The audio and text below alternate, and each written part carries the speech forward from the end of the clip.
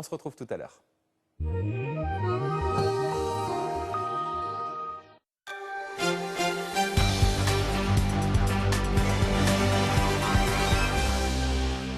Bonsoir, au sommaire de cette édition Côte d'Opale aujourd'hui, une décision qui ne sera pas sans conséquence sur l'avenir de la pêche boulonnaise. Hier, le Parlement européen a voté une politique de la pêche plus stricte et plus verte. Au sommaire de cette édition également, la découverte de l'école d'infirmières de Boulogne-sur-Mer et pour commencer, cette cérémonie d'accueil des nouveaux citoyens français. L'hymne national pour accueillir les nouveaux citoyens français. Ils sont congolais, marocains, égyptiens, russes, portugais ou kazakhs. Aujourd'hui, en sous-préfecture de Boulogne, ils ont tous obtenu la nationalité française au cours d'une cérémonie très officielle. Jusqu'aujourd'hui, quand on est arrivé dans la salle, je me disais, non, peut-être que je rêve. Quand j'ai entendu mon nom, que monsieur le maire m'a présenté les documents, là oui, je crois que vraiment c'est la réalité.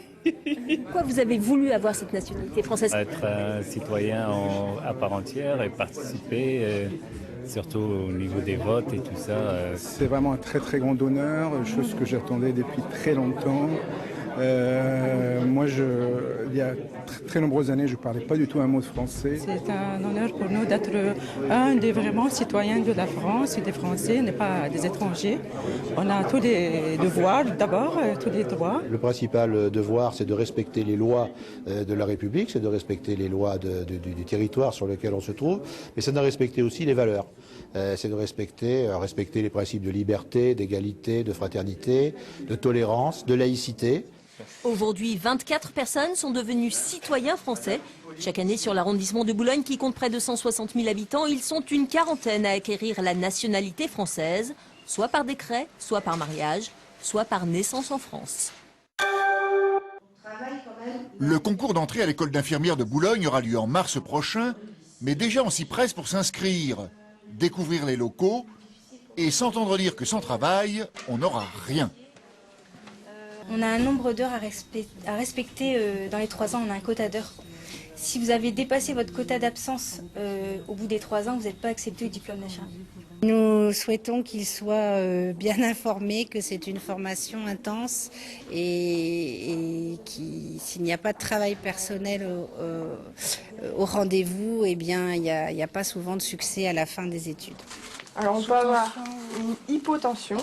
Ou une hypertension. Ou une hypertension. Une hypotension, tout ce qui sera hypo quelque chose, dans le médical, c'est ce qu'il y a en dessous. Et hyper, c'est ce qu'il y a au-dessus. 3 ans d'études après le bac pour une centaine d'étudiants par promotion. Taux de réussite à Boulogne, 90%. Taux d'emploi après diplôme, 100%.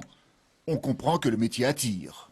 C'est vraiment un métier que j'ai toujours voulu faire et franchement, on est vraiment bien accompagné ici au sein de la formation. Il faut travailler vraiment rigoureusement. Et non, je regrette vraiment pas du tout ce métier. Tu préviens ton patient que tu as piqué parce que ça fait quand même mal. Tu dis je pique et tu piques comme ça, d'un coup sec. Tu fais 1, 2. Voilà. J'aime bien tout ce qui est autour du médical et puis rendre service aux gens. Voilà. Tu es encore jeune, j'ai entendu le mot travail à chaque phrase ici. Ça fait pas peur? Non, bah, pour l'instant, ça va. Là, je suis en terminale scientifique, donc il y a déjà beaucoup de travail.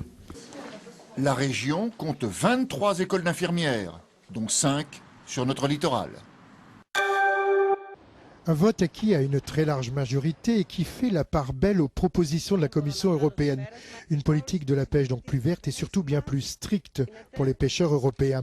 Une bonne partie des parlementaires français supportent d'ailleurs très mal cette nouvelle approche de Bruxelles.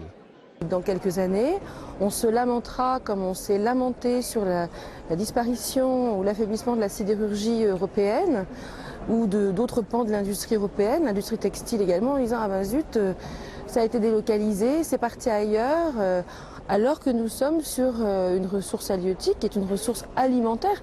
Toutes les prises devront être ramenées au port et cela dans un calendrier très resserré. Impossible, il s'agit là d'une ligne jaune qu'il n'aurait pas fallu franchir. Le fait que le principe de l'obligation de débarquement est une obligation absolument radicale et dans la pratique quasiment impossible à mettre en œuvre. En revanche, du côté des écologistes, eh bien, on exulte. On parle d'un vote historique et surtout profitable au secteur. Ça, justement, c'est dans l'intérêt des pêcheurs, parce que si la ressource revient en force, comme nous l'espérons, rapidement, ça va créer de l'emploi, ça va recréer de l'activité, alors que le bilan de la dernière politique commune de la pêche, c'était moins de prises, moins d'emplois et de l'argent gaspillé. Voilà donc le cadre de négociation fixé. Mais on espère beaucoup du côté des pêcheurs français que les États, dont la France, mettront à mal une bonne partie de ces propositions jugées vraiment trop vertes par certains. Cimetière militaire britannique de Blériot-Plage. 1500 stèles, 1500 tombes. Créé en 1917 pour recueillir les corps des soldats morts dans les hôpitaux de Calais à l'arrière du front, l'usure du temps rendait la plupart des inscriptions de moins en moins lisibles. À la veille du centenaire de la Grande Guerre, décision a donc été prise de les remplacer toutes, sans exception. C'est vrai que certaines stèles ne sont pas forcément très détériorées, mais si vous imaginez bien que si on change toute une rangée, si une stèle n'est pas changée dans la rangée, on ne va voir que cela. Donc là, pour une uniformité, on a décidé de changer les plus de 1500 stèles de ce site. Gravées à Beaurain, près d'Arras, dans une pierre venue d'Italie, les stèles portent les noms des soldats et civils d'une vingtaine de nationalités différentes. Britanniques bien sûr, mais aussi chinoises, égyptiennes, japonaises et même allemandes. Même stèle, même fleurissement pour tous. Si c'est français, anglais, allemand, indien, pour nous c'est pareil, les plantes, les plantations, c'est pareil pour tout le monde. Les travaux vont durer 2 mois à raison du remplacement de 40 stèles par jour.